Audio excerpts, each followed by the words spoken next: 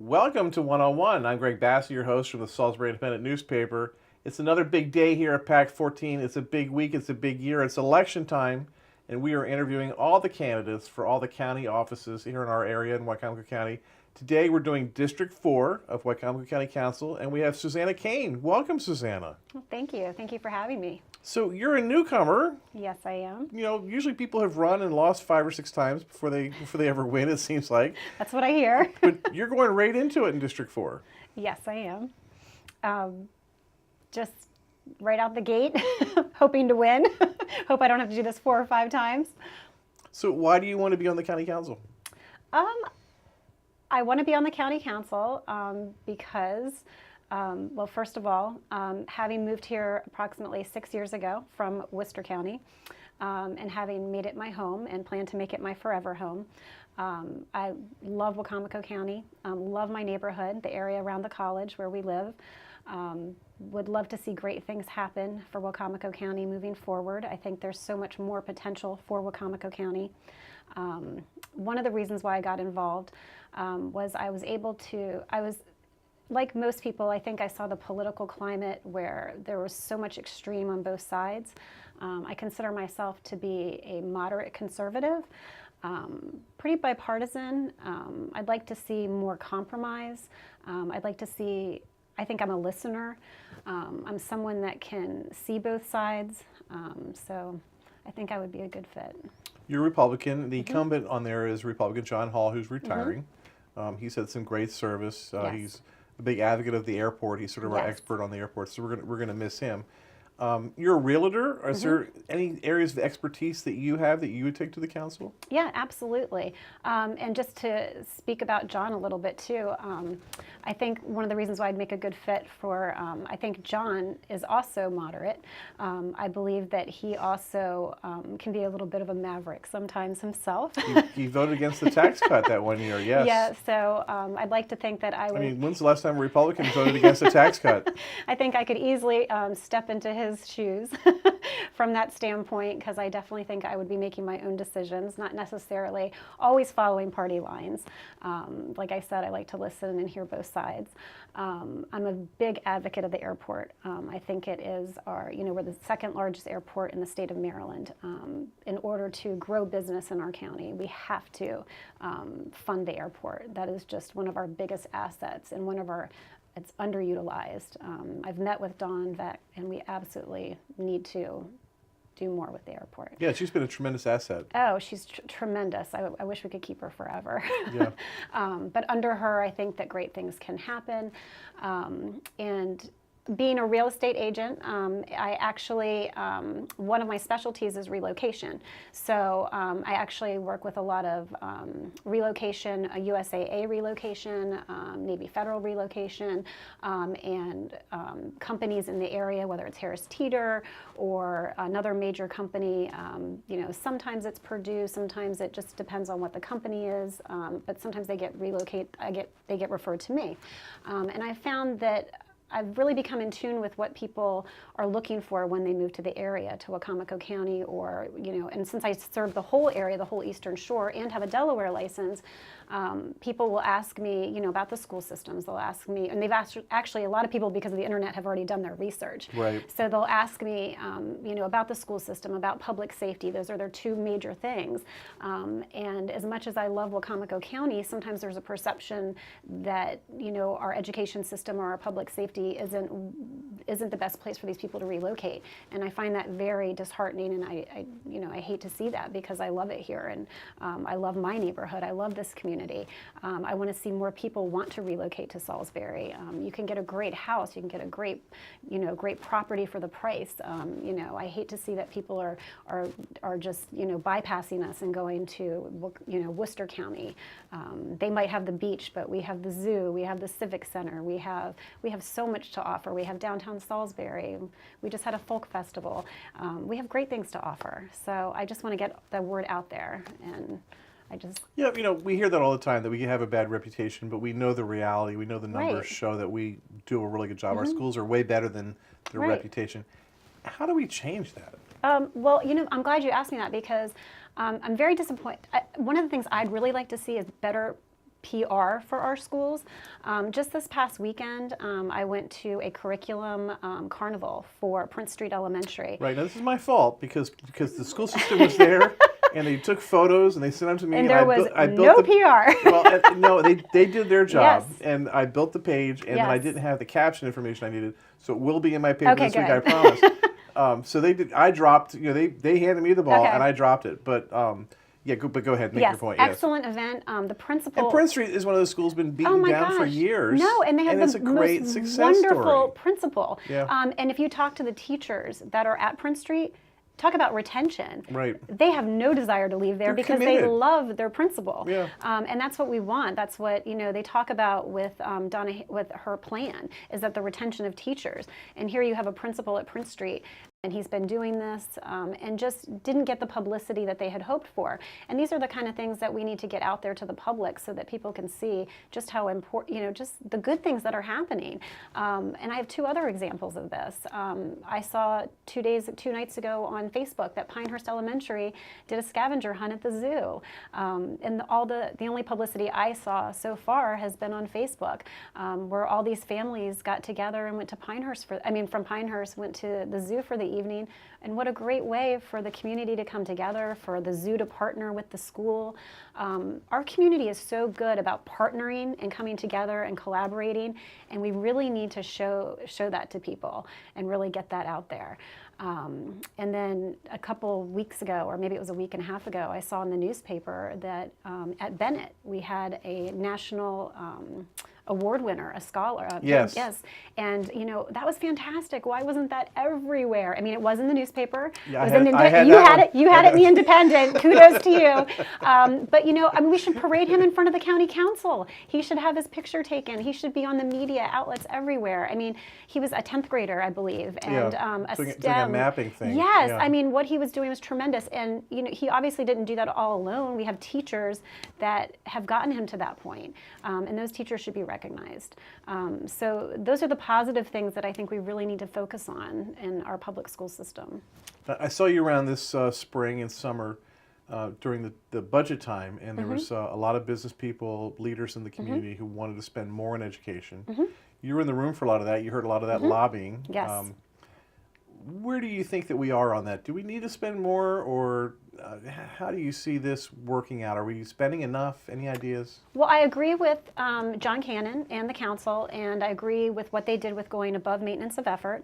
I think that was a big step for the council. I think the promoting of the universal pre-K is a step in the right direction. I think that funding is very important. I think we need to take small steps, and I think we need to be fiscally responsible, and I think that we also need to have accountability. But I think along with that, we need some good publicity and some good PR, because there's some good things out there happening too. But I totally support Donna Hanlon and her, Dr. Hanlon and her vision. I think what she wants to do with universal pre-K, with the retention of teachers, and with increasing the graduation rate, absolutely. I think that I think we're making steps to get there, but I think they have to be small steps. One of the things we see all the time is tension between the county executive and the council. Have you looked at that? Have you figured out maybe what's going on there? Maybe there's just too many men on the council. That's true. There are no women on the county council. That's a good point. I think you might just need a woman on there to just moderate a little bit. um, I'm not sure, what's happened there in the past. All I can say is moving forward, I know that I can work well with Bob Culver or whoever is in that position. And likewise, moving forward, working with the city. I think it's very important that the county council work well with the city. Do you detect that too, the tensions between Yes, the city and the yes, county? I Can do. you explain that? No, I can't, because I think there's great things happening with our city, and anything good with the city is good for the county.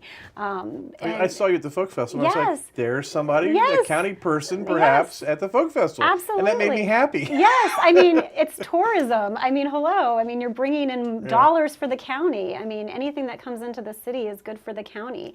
And absolutely, I'd work well with Jake Day. Absolutely. I think he's a wonderful person. I think he's done great things for our county.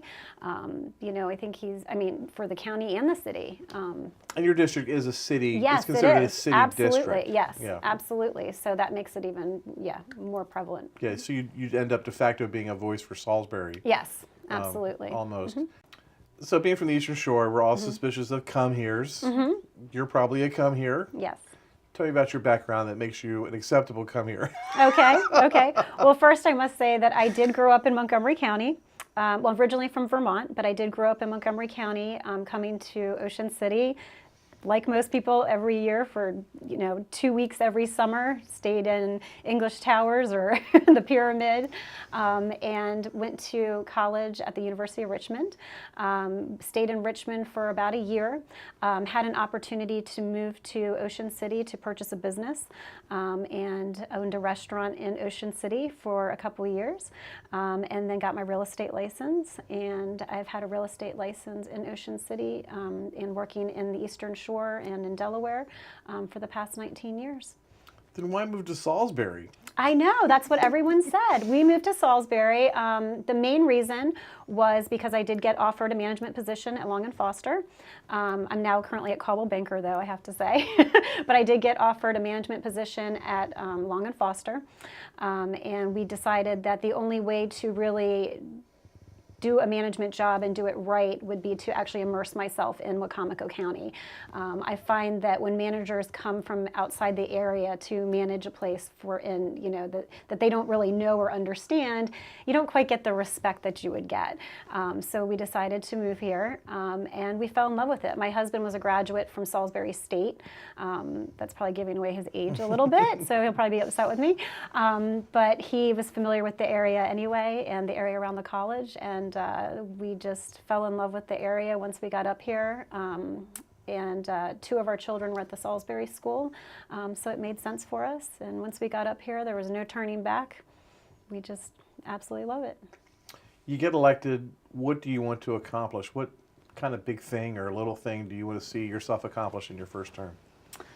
Oh, that's a loaded question. Okay. One thing I haven't talked too much about, but that's close to my heart, and I don't know, a couple things. First, the airport is important to me. I would like to see more infrastructure, and I would like to see the ability to bring more business into the area. I'd like to see more graduates from the Salisbury University stay in the area. Having 2 grown children myself that have moved away, I would love for there to be business opportunities here to bring them back to Salisbury, so that when they do decide to get married and have children, that they decide to be here close to me. So that's one thing that's near and dear to me. The other thing that's near and dear to me that I haven't spoken too much about is our aging population here in Wicomico County. I have met with the residents at Pine Bluff, and I do have personal experience with my own father, who passed away a few years ago, and who was who was at the nursing home at Genesis. I've navigated the system with my father. I've seen how difficult it is to navigate the system with the elderly, whether it be Meals on Wheels and working with MAC and transportation for people who need transportation for medical or for dialysis, or whether it's getting to and from even Walmart and using public transportation, affordable housing for these elderly people. So that's something that's near and dear to me too, and I'd like to explore that more because I think that we need to have more affordable housing for these seniors, and we need to have better transportation for them, and just have someone that can help them navigate the system better. I see you out there. I see you in front of voters, but how can people reach you if they want to talk to you more? I answer my cell phone 24/7. I'm a realtor, and I can tell you, I have that phone right beside me. I answer it all the time. Do you have a website? Yes, but the best way to reach me is to text me or call me. I am a person who likes to pick up the phone and talk to you. So the best way to get me is email, cell phone, text. So that would be 410-430-2118. Just write it down, call me. You will get a response within minutes. She's Susanna Kane. She's running for County Council, District 4, Republican, and we're thrilled that she's with us here today. Thanks for being here. Thank you. Welcome to One on One. I'm Greg Bass, your host from the Salisbury Independent newspaper. It's a big day here at PAC 14. It's election season, and we are interviewing candidates for some of the county positions. Today, for County Council, District 4, we have Josh Hastings. Welcome, Josh. Thank you. Now, you're a Democrat, and you're running for County Council. District 4, just so people know where it is, it's the classic Salisbury district. It's around the university and in town. It includes the hospital and about a 2-mile radius of the university. It goes towards Fruitland, but on into it. So why do you want to be on the County Council? I've wanted to be on the council for a long time. I have a good history of public service. To be brief, I currently chair the Rural Maryland Council. It's a big honor to do that. I'm in my second year doing so. I've been working in land use policy for the last 8 years. I worked at the General Assembly. I generally feel like I know how things work and how things run well enough. That being said, I'm from the county. I grew up on a farm in Mardella, and I've got my master's degree in public policy. I have 2 bachelor's degrees. So in general, I feel like I'm very qualified, and I feel a big desire for public service. I know that I can help bring in the right resources from out of our region for our region, and that I look forward to doing so. One guy you worked with in land management was our Mayor, Jake Day, and Yes. land use is one of his specialties. And I see him using those talents and how he's able to make decisions about changing the city. Yeah, I'm first of all, very proud of Jake. I encouraged him to run. I was his campaign manager years ago, and he's done a hell of a good job here for the city. And you see that in the folk festival, but everything from that to actual downtown redevelopment. All those years we had, I remember Urban Salisbury and other kind of organizations that were designed to try to get the downtown moving again. And Jake's helped put together a master plan, and then start implementing it piece by piece. And now we're starting to see it really happening, and I couldn't be more excited about that. So many of the other districts, they don't even touch the city in terms of the council members being a part of the city. You're pretty much all city. I guess you're all city. What goes on between the city and the county? You see them not getting along historically for decades. Right. Where there's some kind of tensions between the city and the county, so much so that for many years people wanted to consolidate everything. Right. Is there a tension? Does there need to be a tension? Can you explain it? There does not need to be a tension, but there definitely is. There has been a tension. And first of all, I don't like the fact that it's portrayed. We're known outside of our region, outside of our county, as not getting along well, and that's not good for state investment into our region. But there are reasons for significant conflict. I mean, just walking down my street, I live off Monticello and Camden Avenue. You'll walk down the sidewalk, and then suddenly the sidewalk will stop. You'll go across one property, and then the sidewalk will start again. That's the difference, is because that's the county property there Right. in the middle of the city, and I've long said our city map kind of looks like Swiss cheese. There's holes all through Right. it of county properties, and then on top of that, we've had a lot of challenges over the last year with fire services agreement and essentially city residents paying for things that the county residents are actually receiving. So we need to continue to find better solutions there. And then decrease that conflict. The better we're working together, the more we're going to get things like the Folk Festival, other major events to our region. So. How would you use your skills to help persuade the other members of the council that they need to have more respect for Salisbury? Well, I think everyone's first of all starting to come around to that. I think you can see the leadership. For a long time, the city just wasn't that only a couple of years ago. Didn't help itself. Oh, it was historically bad. But now we do have good energy and good leadership and good vision, and we're actually getting other. I think even members of the county, or a lot of the county leadership, are starting to realize that the more that they can go along with what's happening in the city, the better it is for our area. And we saw that more recently with the downtown redevelopment. Governor Hogan helped get $1 million towards our downtown, and that's a big deal. But that's all because of Mayor Day, and then trying to bring the council and the county executive's office along to go forward with it. And together, along with Senator Mathias, they brought it's $1 million. That's pretty good. That's a good start for our downtown. Right. So I think other people will be jumping onto that. I'm going to be a part of that. Definitely. Economic development was an issue certainly for the county executive in the last race. We're not hearing about economic development so much again. It's election time. We're hearing about it again.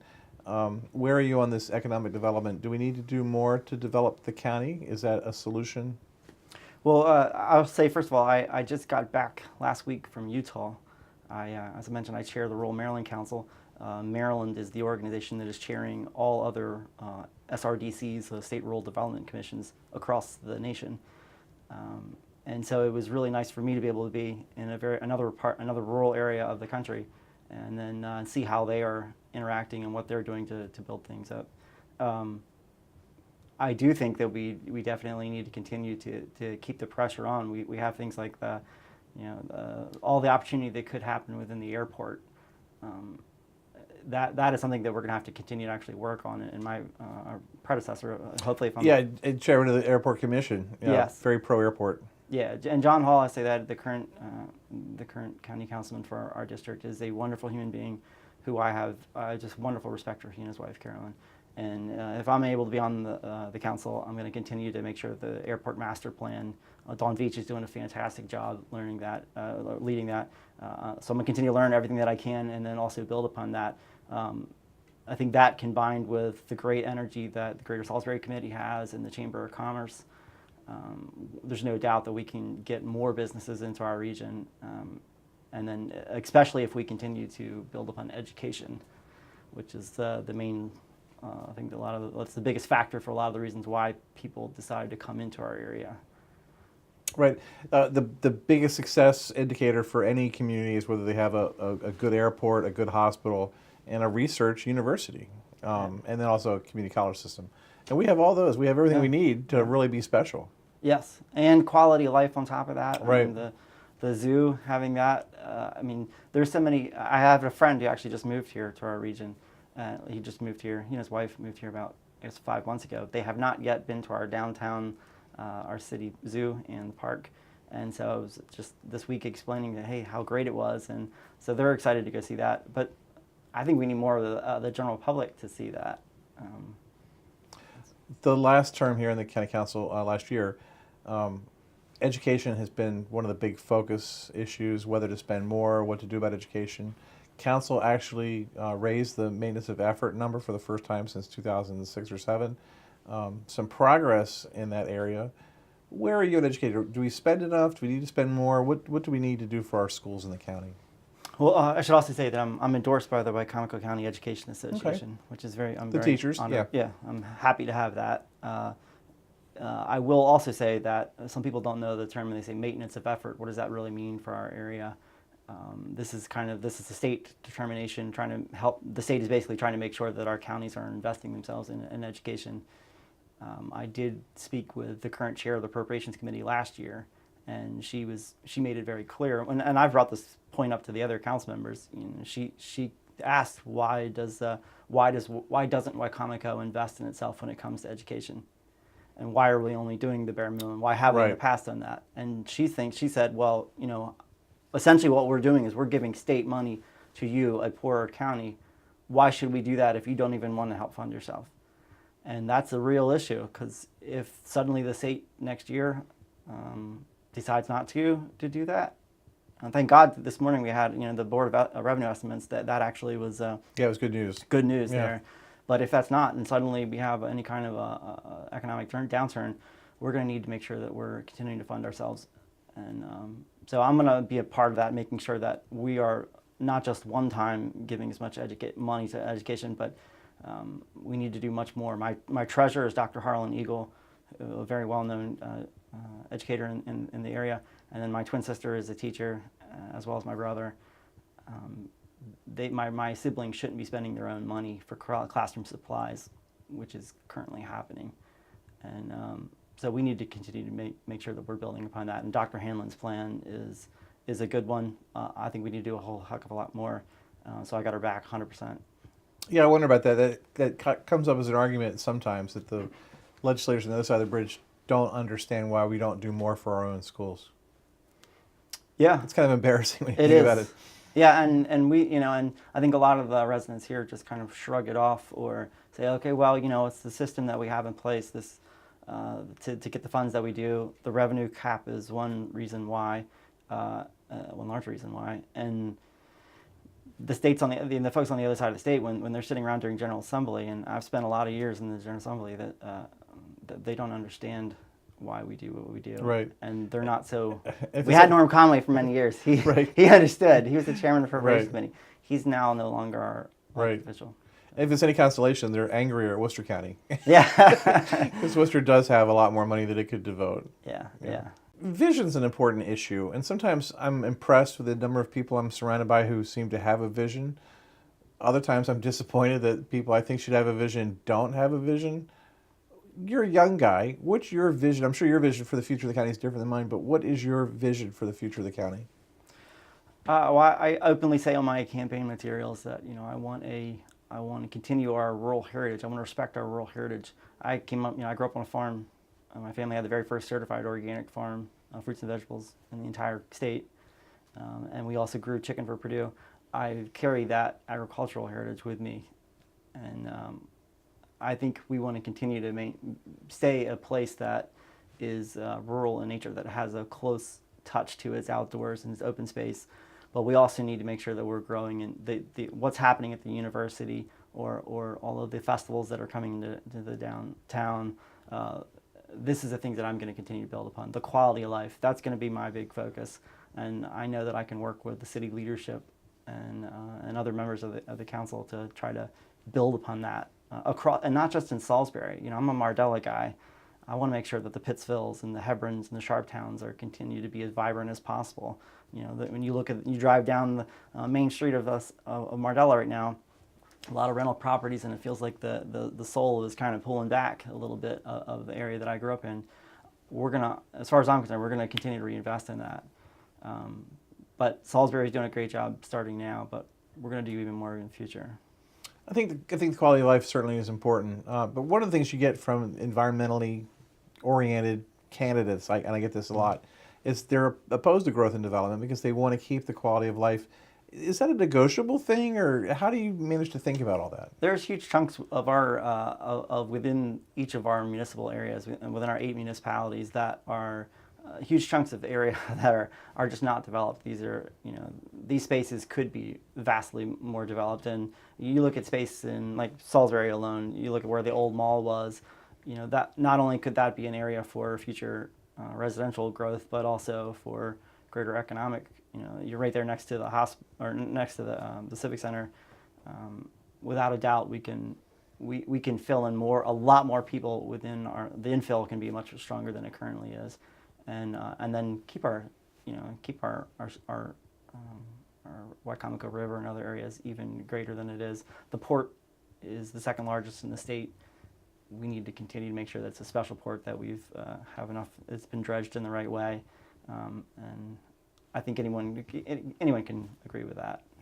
Some tensions in the last 4 years between the county executive and the council. They're all in the same party, so that it's more than just a party issue. Right. Where are you on the county executive form of government? Do we need it? Do you want to work with the county executive? Where are you on all that? I think we may eventually grow into the county executive. That's a good answer. And the way that other counties are currently using it. My friend Johnny O has hopefully become the new county executive for Baltimore. He's done a very good job. There's of guiding what he thinks should be a part of that. I'm also following the same kind of a lead. I think where we will be at. I think when you get to the over 100,000 mark for residents, I think that starts to make more sense for this form of government, and which of course we just did only a few years ago across that 100,000 threshold. So I think we're going to continue to make that a better race, or a better position to make sure that it's balanced and that we can actually be effective in it. Well, you're out there, you're doing doors, you're easy to run into, but how can people get a hold of you if they want to ask you questions or learn more about you? Yeah, they can call me on my cell phone. I've got it on the website, 410-251-5268. Comes right to my side. Anyone can call me there. Email me, Hastings for Wicomico. Facebook, that's facebook.com/Hastings for Wicomico. I'm available 24/7. I don't sleep as much as I probably should. However, your forms of communication are helpful. They can do so. Send out smoke signals, I'll see it, or stop by my house in Monticello Avenue. So I look forward to reaching out to anyone and everyone. He's Josh Hastings, running for County Council, District 4, Wicomico County, and we're thrilled that he was here today. Thanks for being here. Thank you. Appreciate it. Thank you. I'm Greg Bassett from the Salisbury Independent newspaper, another special election edition of One-on-One here on PAC 14. You can see all of these interviews on YouTube. We have them archived there. You can get to that from a link on the PAC 14 website, or go to YouTube, to the PAC 14 section on YouTube, and watch all these interviews. A lot of great information out there to help you decide who to vote for.